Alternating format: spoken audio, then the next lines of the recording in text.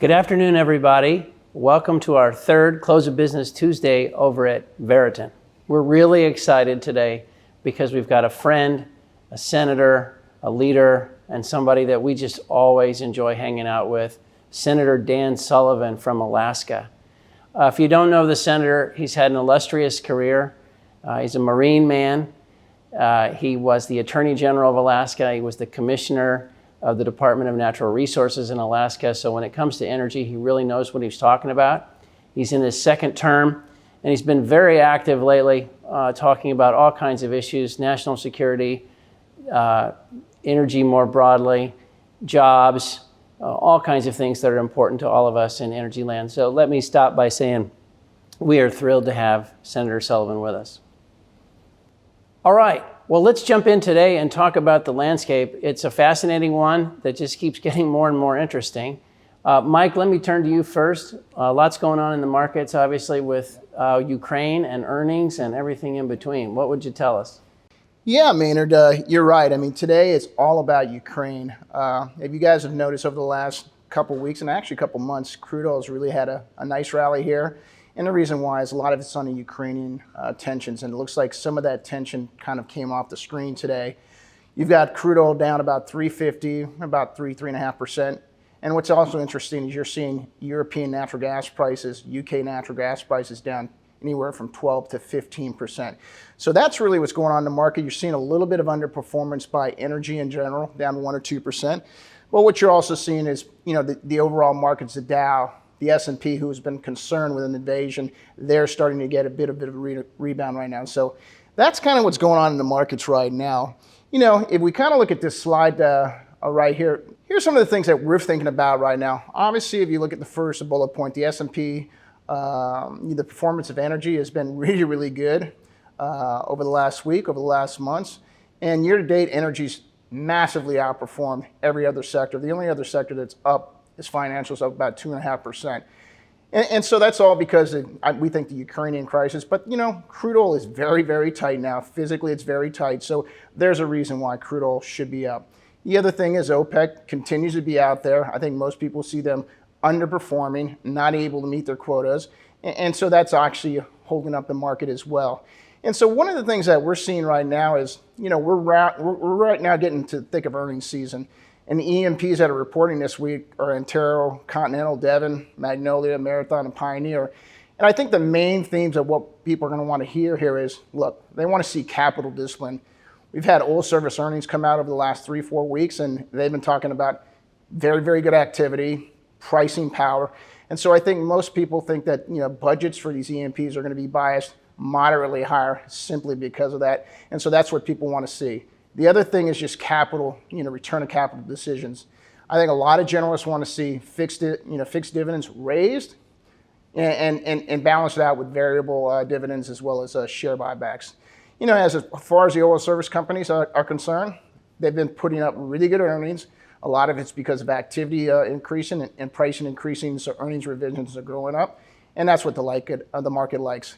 The one last thing we want to kind of talk about here is, what's going on with, 10-year Treasury, what's going on with, inflation, stuff of that nature. And it really plays into what the market is worried about right now. The market's worried about whether the Fed's going to raise rates 25 or 50 basis points, on the back of a CPI reading of 7.5% and today's PPI of 9.7%. So if we look at this next slide, what it shows you is over the last 5 years, what's happened with rates, what the Fed has done. And as you see, as we go from the left side to the middle, what you see is the Fed, when they're hiking rates over the last couple years, it's only gone in 25 basis point increments, and that was 8 of them. But when things are bad, they really, really slash quickly.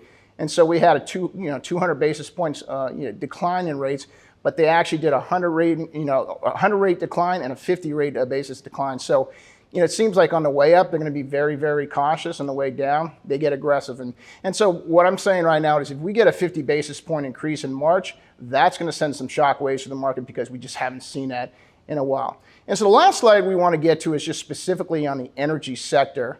If you look at the slide, this is what the market mantra has been for the last 12 months. It's really, it's really like we are not going to spend money. We're not going to grow, production unless these three factors are met. And this is a slide from EOG, but this really can apply to Devon, Conoco, and guys like this. They've been out there saying we're not going to really increase production until demand recovers to pre-COVID levels. We're almost to 100 million barrels, so check that off. The second one is inventory at or below 5-year averages. We're there, check that off. And the last one is low spare capacity, meaning OPEC spare capacity.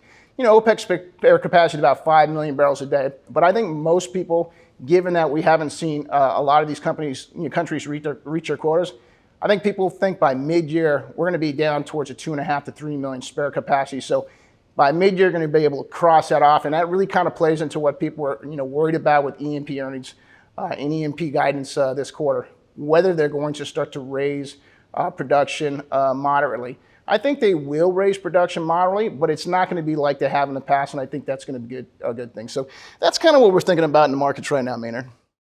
Well, one thing I didn't share with you in the introduction of Senator Sullivan is he was the 6th guest in the history of COBT. He appeared on episode 6. We're now on episode 117, so we're really happy to have him back. One of the things he said was fascinating. This was in the spring of 2020, so it was just as the Saudis and the Russians were coming together to try to stabilize the oil markets. Let me show you what the senator had to say. What's the state of U.S., Russia, and what do you make of the Russians' participation in all this? Well, look, the Russians, Putin plays a weak hand quite well when you look at him. Because their economy, I think, is probably smaller than Italy's, and but they have a large military. You're right; they're in places in the Middle East, playing a big role in energy markets. So, Colin, one of the things we talked about this week, in light of that comment, was because it was very insightful. But we were struck by Mr. Putin now has a better hand to play than he had then. What do you think about that? Yeah, well, to help frame just exactly how weak that hand was almost 2 years ago and where we are today, we've prepared this dashboard, and it looks at a number of factors at the micro level and the macro level. So let me quickly go through it. It's just one slide. Back in April of 2020, when we were at episode 6, the price of ESPO Russian crude oil was just under $27. Earlier this week, it got to $98.64.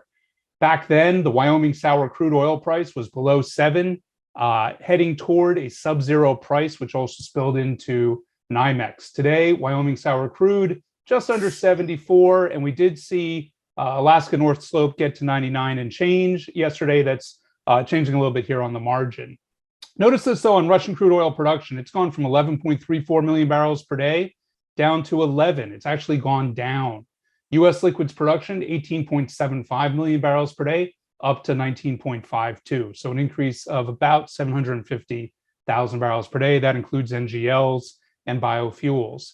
On the GDP line, you can see both Russia and the United States had some very tough numbers in the second quarter of 2020. Both have repaired into the mid-single digits. But take a look at PPI, CPI, and the policy rates in the two countries. PPI is almost 30% now in Russia. CPI 8.7. The Russian policy rate is tracking close to that CPI number. Not so in the United States. We have a 7.5 CPI number, 12.2 on PPI. This is the December reading, as opposed to the fresher data that just came out today. And the US Fed funds rate, of course, is close to zero, which is giving us a lot of these inflationary pressures, not only in the United States, but elsewhere in the world. And then just bottom line, I'm not going to go through each of these other items, but I just want to draw your attention to a couple of the macro numbers. The Russian trade balance back in 2020 was 7.5 billion US dollars surplus per month, so additive to GDP. That number in January was almost $27 billion. Now annualize that, that's going to be 321 billion for an economy that's 1.6 trillion dollars in total. So just a huge uplift to GDP to come, and we'll see that in the going forward period. When we look over the United States, we see a lot of asset price inflation coming from this very low Fed funds rate. We see it in the S&P 500, up 55%. We see it in the Bitcoin price up 520%. But look here at the US trade balance number, a deficit of $81 billion per month, or almost $1 trillion a year for a $22 trillion economy. So the punchline is the Russians have gone from having a daily market value for their crude output at around $300 million when the senator visited with us last time. Today, that number is north of $1 billion and growing. Russian international reserves are healthy, and energy share of total loans is falling. We don't get that in the United States. We have the debt to GDP ratio, as we mentioned when we hosted Secretary Baker, now at 134%. And if we look at where the Russians are, they are just under 18% and falling. So the weak hand has become strong, and that partly explains what we're seeing in markets today. Well, Senator, again, welcome. It's fantastic to have you with us. We've been pumped thinking about getting to spend some time with you. You heard that quote you had before. Putin plays a bad hand or a weak hand well. As you reflect on this, you think about Colin's numbers, how do you think he's playing this hand he's got now? Well, it's great to be back on the program, and it's good to see you guys again. And thanks for all you're doing, particularly educating Americans about energy. Nothing more important than energy literacy. And we need a little bit more in the White House, to be honest, because if Putin's playing a bad hand well, we're playing a good hand poorly. And in two key areas, this administration likes to talk about dealing with these, I don't even like calling it great powers, Maynard, but dealing with these countries, because Russia's not a great power. It's a mafia state that really is moonlighting as a gas station, right? But they got a lot of gas and they got a lot of oil. But we need to deal with them from positions of strength. And that's what Joe Biden's been saying. That's what his team has been saying. Actually, I like that phrase. It's a phrase that the former Secretary of State Dean Acheson said at the beginning of the Cold War back in the late 40s, how to deal with the Soviet Union. But in some key areas, we haven't been dealing with them from a position of strength, whether it's Russia and Putin, whether it's Xi Jinping and the Chinese Communist Party. And those two areas are our military and energy. They cut our military, and that hurts readiness. We push back on that in the Senate. We've done it each time. This last National Defense Authorization Act was a total rebuke to Biden, to Schumer, to Pelosi, because it was an increase in the military budget that we authorized. They wanted a decrease. But when leaders like Xi Jinping and Putin see that the President of the United States has put forward in his first budget a budget that cut pretty dramatically a military defense spending, that sends a signal. It sends a signal of weakness. And the Biden administration has been in over a year now. We still don't have any appropriations for next year for our military. But the other area, which I know you want to talk about, is energy. Think about what this administration inherited. We are once again the world's energy superpower, largest producer of natural gas in the world, bigger than Russia, largest producer of oil in the world, bigger than Saudi Arabia, one of the biggest producer of renewables in the world. And from day one, they have come in to shut down and disadvantage the American energy sector. It makes no sense, whether it's killing pipelines, whether it's restricting production in places like Alaska, whether it's going to the big investment banks in America saying don't invest in the energy sector. It is, of course, is hurting working families with the spiking of inflation, but particularly relative to Russia and China, it is national security suicide. And I think they're finally getting awoken to this problem, given some of the numbers that you guys are talking about that is empowering Putin. Just last week, I pressed this issue with the Secretary of State, with the Secretary of Defense, with the National Security Advisor, with the Deputy Secretary of Defense. And this administration needs a serious wake-up call that their policies, which are driven solely by the woke left, of going after American energy when it's one of our biggest strengths internationally makes no sense. It's only harming our domestic and national security interests abroad. Well, this is why we love visiting with you, because that was a treasure trove of stuff in there.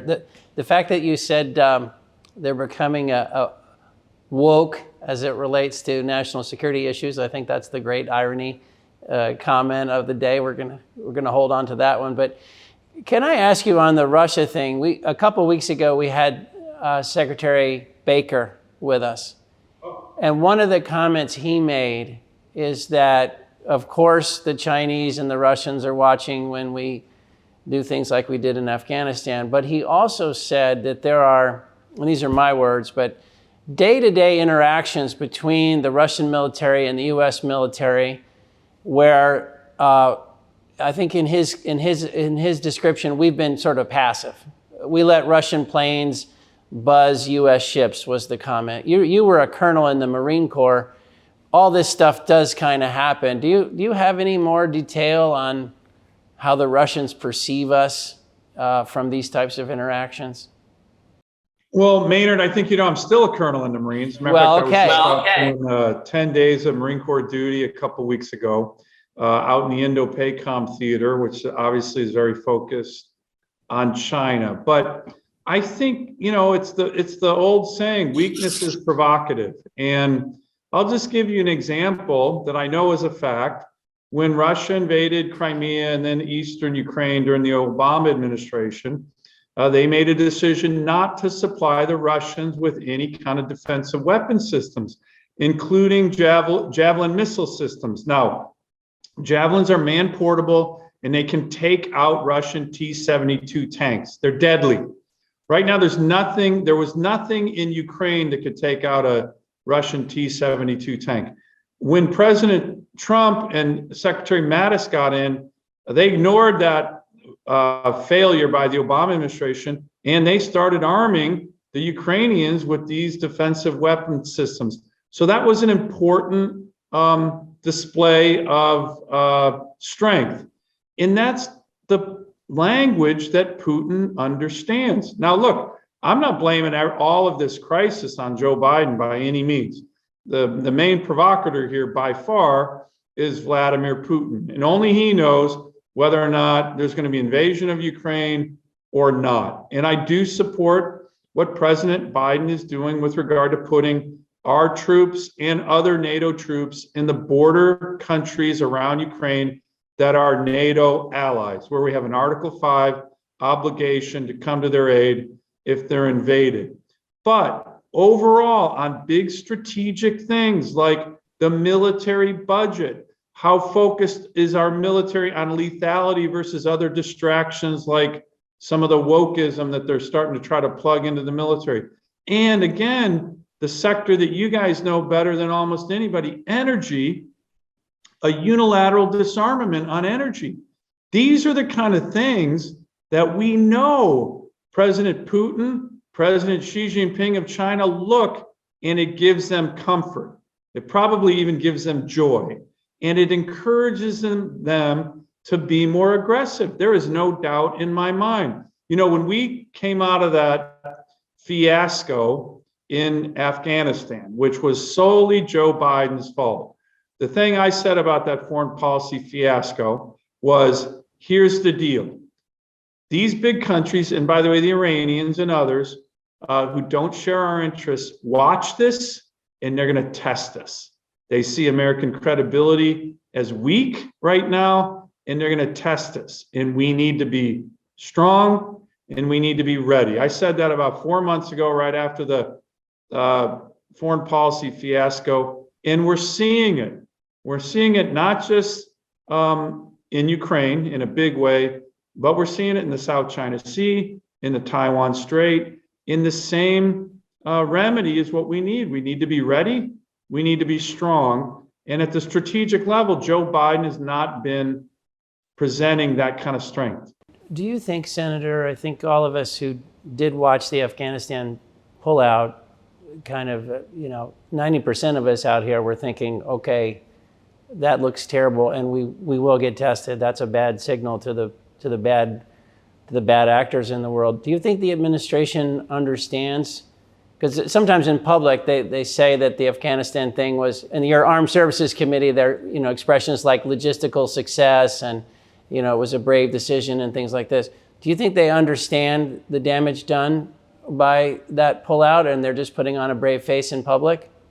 Yeah, I think they do. And, I was the one in the Armed Services Committee. You might remember the chairman of the Joint Chiefs, General Milley. It was in response to a question of mine.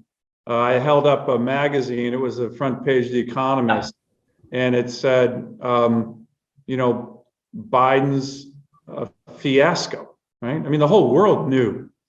And Milley, when I pressed him on it, called Afghanistan a tactical success. And look, I think our military members, under very difficult circumstances, performed heroically. And unfortunately, we lost the lives of 13 Marines and a sailor, I believe, a corpsman, in that bombing at the gate near the airport. But Milley said, tactical success, strategic failure. Yeah. That's the chairman of the Joint Chiefs in public testimony.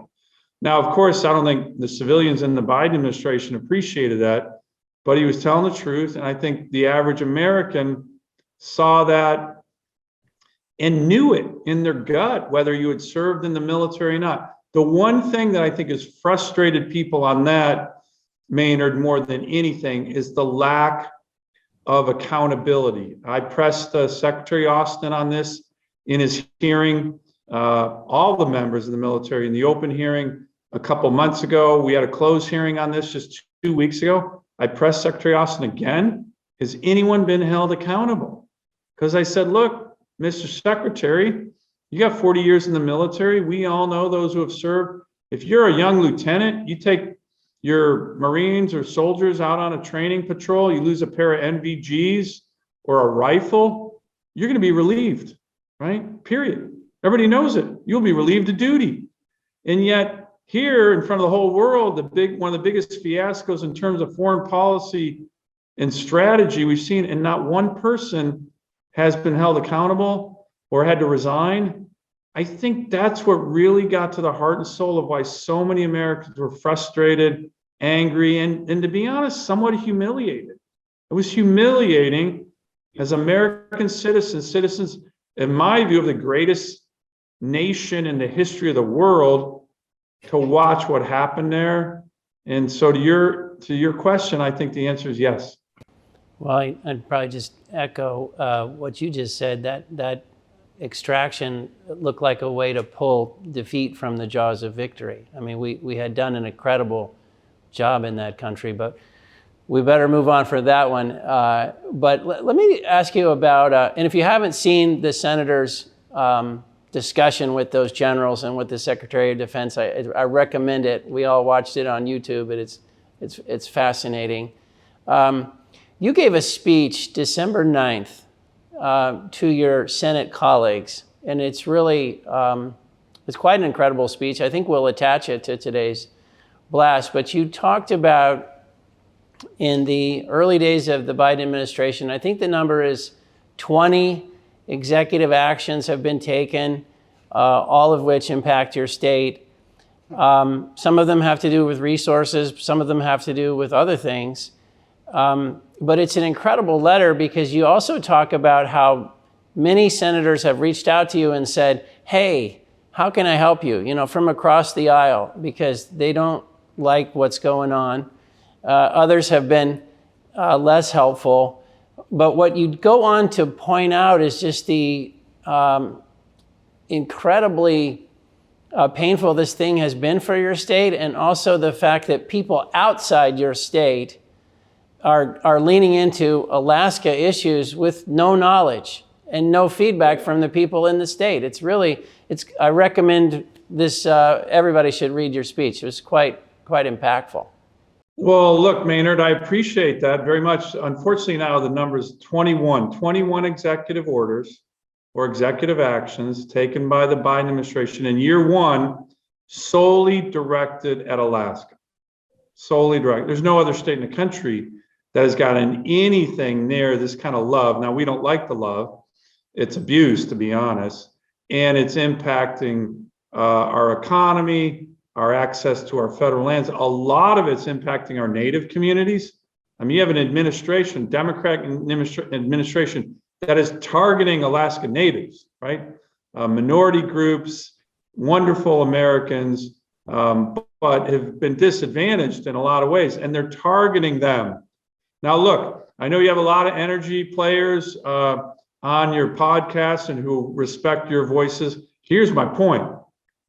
Alaska is one of the most important basins that we still have in America. Just look at what's happening in the National Petroleum Reserve of Alaska. Every time someone is out exploring there in the last couple of years, it's been an enormous success. Billion barrels of conventional oil. So whether it's minerals or oil and gas, we want you guys to come on up, explore, produce. Our state is welcoming, and we need you up there, right? You will find what you're looking for in terms of resources in the great state of Alaska. But here's the problem and challenge we have. When the National Democrats get into power, they often view Alaska as the gift that they throw to their radical environmental supporters. And therefore, there is a strong push in some sectors of this administration, and we knew it was going to happen, what I call the anti-Alaska agenda, where they just focus on trying to shut us down because it's what, some of the far left radical environmental groups want. Now, I think there's going to start to be a very significant pushback against all of this. Me and my colleagues, Senator Murkowski, Congressman Young, the Alaska delegation, we've demanded a meeting with the president. We had a meeting with his senior White House staff right before the holidays to prep for the meeting we're going to have with the president. The point of the meeting is, Mr. President, do you know what your administration is doing? Do you know that you've focused 21 executive orders and executive actions focused on shutting down Alaska? Could you imagine if you were still a senator, Mr. President, and a Republican administration came in year one, took 21 executive orders or actions against puny little Delaware? I mean, you would be on the floor raising hell. And that's what I'm doing because it's not right. And Maynard, you've mentioned it. Some of my colleagues, Democrat colleagues, have even come up saying, you're right, Dan, this is outrageous. Now, look, a few are total hypocrites. They love to get the administration to try and shut down Alaska, and they're producing oil and gas themselves. They write banks on Wall Street saying, don't invest in Alaska, and yet they would never do that for their own constituents. So I've pounded him too, both on Senate speeches, but also to his face, saying, you know what, mind your own damn business. Take care of your own damn state. Quit focusing on mine. But again, to your viewers, we want to make sure you know our state's one of the most open for business. It's not if you're going to find energy and resources and rare earths and critical minerals. It's when. So come on up and invest, but we want you all up there. But, we're going through a bit of a rough time with this administration, but I think elections in November are going to start changing the course of our country for the better. No, and one thing about that whole Alaska discussion is I think people, and you say this, I believe, in your speech, people assume it's all an ANWR debate or something like that. But there are projects like Willow, which are in the National Petroleum Reserve. It's the campaign about getting banks not to be associated with it. There's quite a lot of other stuff going on. Well, look, I think, again, I think we're going to start to see a change in this. I think the average American is starting to see these policies saying, wait a minute, whether I live in Alaska or not, how does it help that we don't produce resources in our own states, in the United States of America? Why should we rely on critical minerals and rare earth elements from China when we have these in Alaska and we have much higher environmental standards in the production and processing of these? How does it make sense to go up to Alaska and start shutting down energy production, the federal government, and Joe Biden and his team are going around the world begging OPEC to produce more? You guys know the numbers. We're importing almost twice as much oil from Russia as we were just a year ago. And yet we're then looking to make it harder to produce energy in the United States. Again, I think the average American, whether you're a Democrat or Republican, looks at that and goes, that makes absolutely no sense, particularly given that we have some of the highest standards on the planet Earth in terms of the environment for production and exploration in places like Alaska, which they don't have in Russia or Iran or Kazakhstan or other places where we're now having to look for them to produce energy for the world.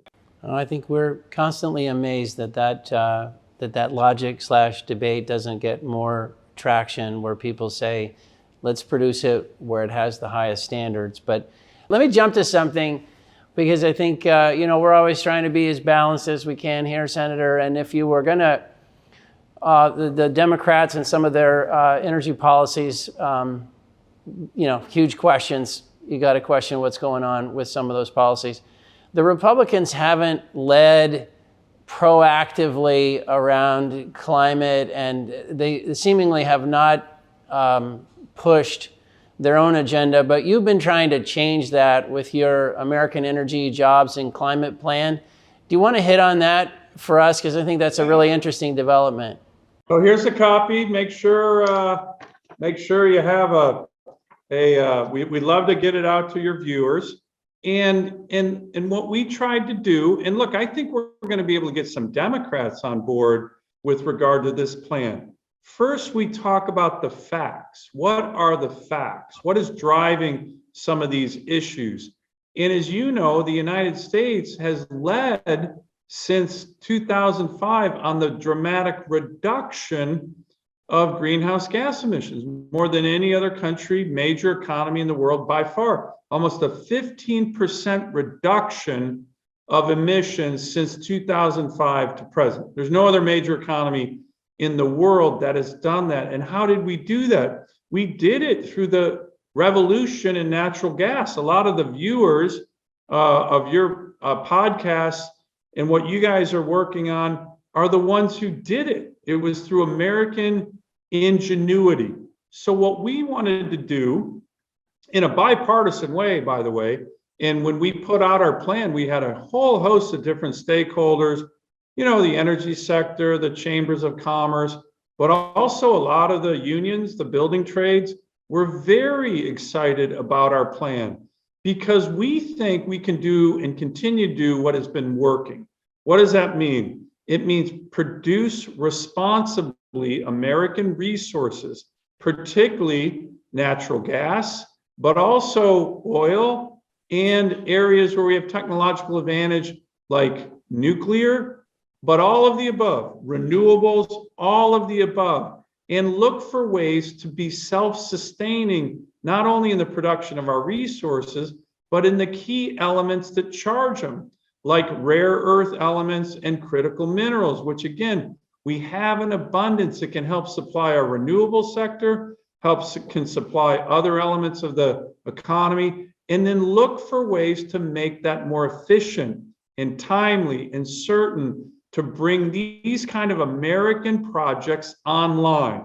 The benefits, particularly if we're able to produce more natural gas and then start exporting even more of it, would be to significantly reduce global emissions. We have a study that looked at our plan that said if you dramatically increase the production and export of American natural gas to countries like India and China and Japan and Korea and Indonesia, Taiwan, many of these places we're already exporting to, that you could reduce global emissions by almost 9%, and you would still empower the United States with regard to national security and employment.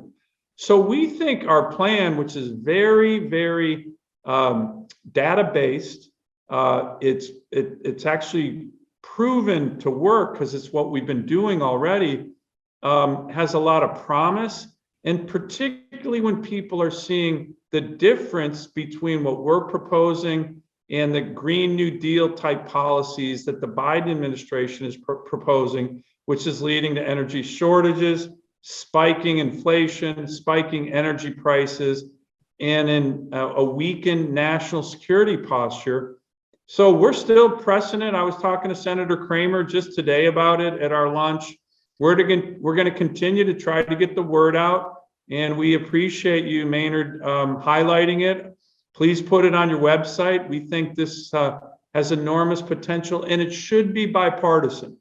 The policies that we put forward, even 10 years ago, would have been embraced by almost every Democrat and people like Joe Biden and President Obama. And we still think this is the solid middle approach that our country would support. It makes sense. It's already worked for our energy sector and the environment. And our view is we need to continue on that path. I guess we keep wondering, as you watch all this energy stuff, which includes the problems in Europe, the leverage that Putin has over Europe, California, Texas, China, all these energy problems around the world, that all the sensible people will come to the conclusion we need to course correct here. But sometimes it surprises us that that's not the takeaway everybody has. In fact, some people think maybe we need to go faster, or they just keep arguing their same debate. Are you finding privately in Washington that the understanding that we need to course correct with all this is really strong, or does it surprise you too that people still don't get it? It's a really important question, and I would say there's a little bit of both. As I mentioned, just last week, I was reaching out to and had very good meetings with, phone calls with, or hearings with some of the top Biden officials as it relates to national security. And I think most of them understand exactly what you're talking about.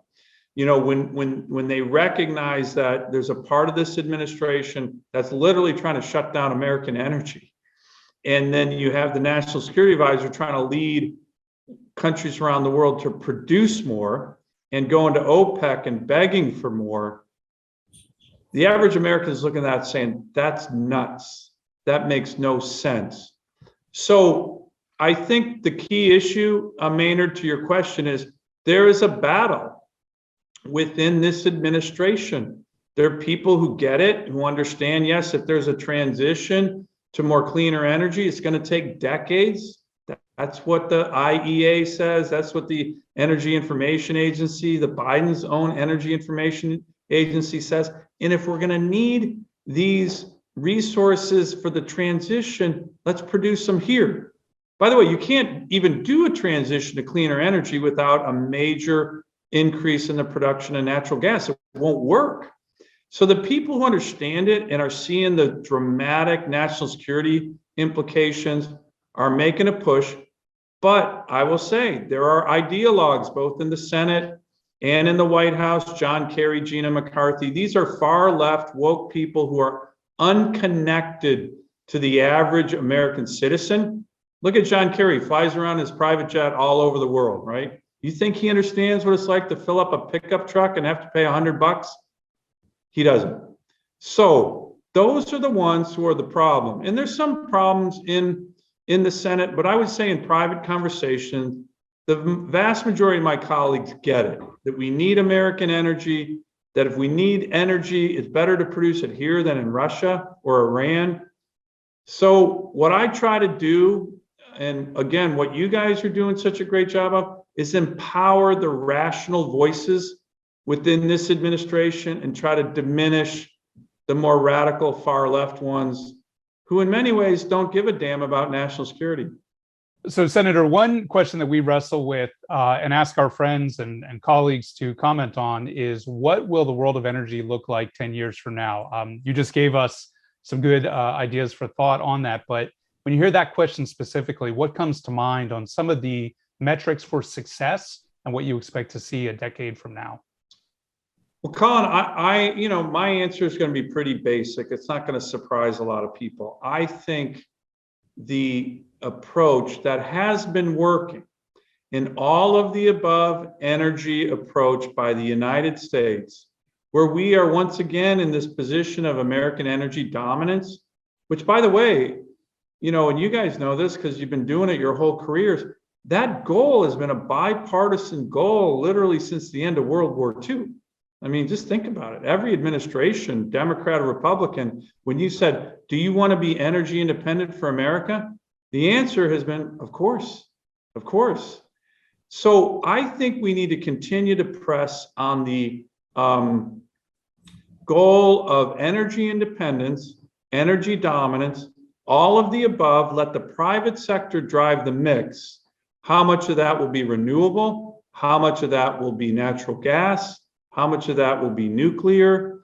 But I do think this issue that is starting to get a lot of bipartisan support, it's a good news issue, is the recognition, hey, if we want to really start transitioning to a much stronger renewable sector, wind, solar, hydropower, so much of that technology is dependent on critical minerals that are produced in China. Who wants to be reliant on that when we have it here? So there is starting to be a shift, even among some of my Democratic colleagues that I think 5 years ago wasn't around, which is, yes, we should be mining and processing that in America because, if you're that dependent on the Chinese Communist Party, it's not a matter of if, but when they will try and cut you off of those supplies. We've seen it on a regular basis. So I think it's going to be a continuation of that with a healthier recognition of the role that critical minerals plays. And I'm hopeful that either us or our allies can start to get those supply chains that are so critical in that area, particularly of renewable energy technology, that it starts onshoring back to America and our allies. And I think that's exciting. And I do think there's bipartisan support moving in that direction.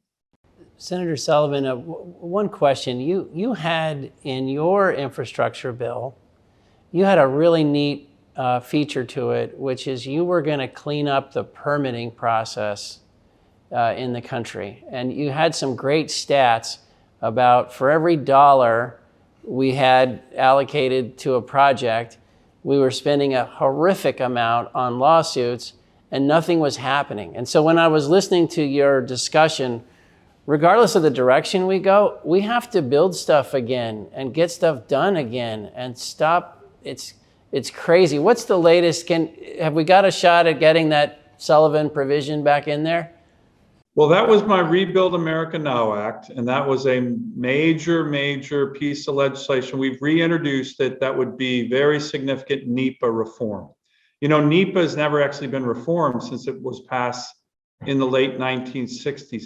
These are common sense reforms that would tighten timelines, that would make one federal permitting decisions, so there's not 25 different federal agencies, that would limit lawsuits and when they can be filed. And I'll tell you this, Maynard, when I pitch this to people, I'll tell you who really supports it: governors and mayors.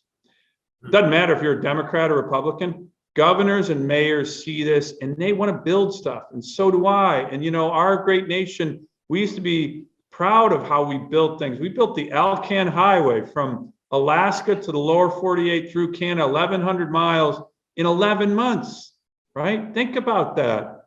The Pentagon, the Empire State Building, we built those things in about, I think, I used to have the numbers right off the top of my head, 12, 13 months.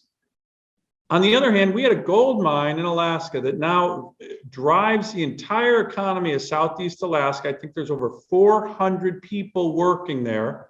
Average wage over $100,000 a person. These are good jobs, good money. It took, when you include the litigation, 20 years to permit.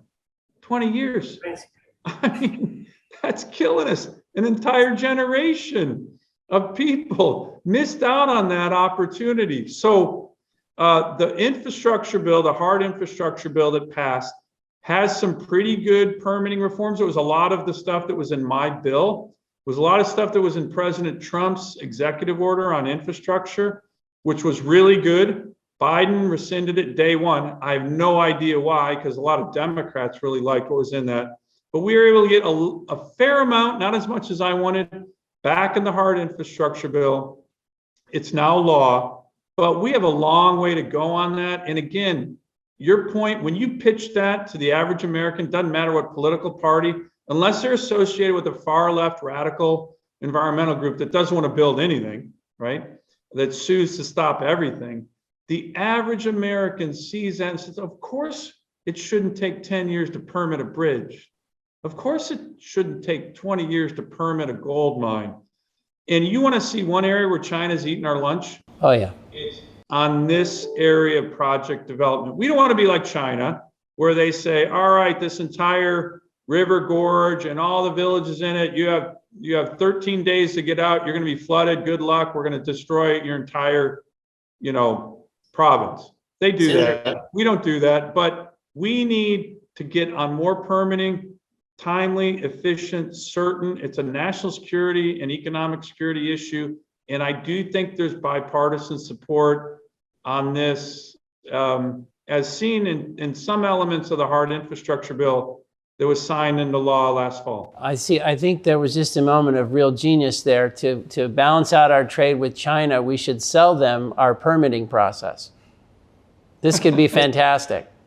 No, I agree with that. That and our Pentagon weapons acquisition process too. Give that to them too, and it'll take them, 20 years to purchase the new NATO handgun. Well, Senator, you've been very good to us. There's, last time I checked, there's some pretty important stuff going on in Washington. We're all watching Mr. Putin. There's a lot of crazy things happening in the world. So we couldn't appreciate you more for what you do, what you say, who you are, and the fact that you're our friend. So we're not sure how we got that lucky, but we'll take you.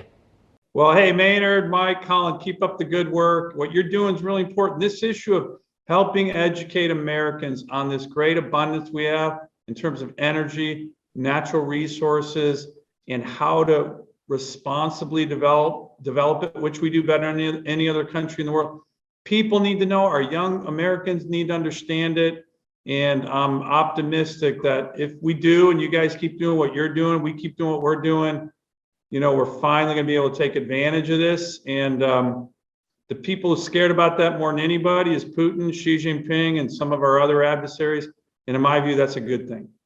That sounds like an awfully good thing. Let's give that guy less of a hand to play about a year from now. Let's go back to work. All right. Well, Senator, thank you so much. We loved it. We can't wait to see you when you're in Houston. All right, guys. We'll see you. Thanks again. Thank you. Well, that was awesome. Thanks so much for all of you who watched that. Thank you for the support we've gotten in just a few weeks of being with you at Veritan. If I could ask you one request, we definitely want to build the community of people who are watching these broadcasts and who are talking openly and honestly about all these issues. So please get your friends and colleagues and just people you know who care to sign up with us. We'd love to have them. And give us your feedback. Tell us when you think we're wrong. We want to know, or who we ought to go visit with. This is only going to work if everybody's in. And so far, it's been so encouraging. Can't thank you enough. And just all the best to all of you.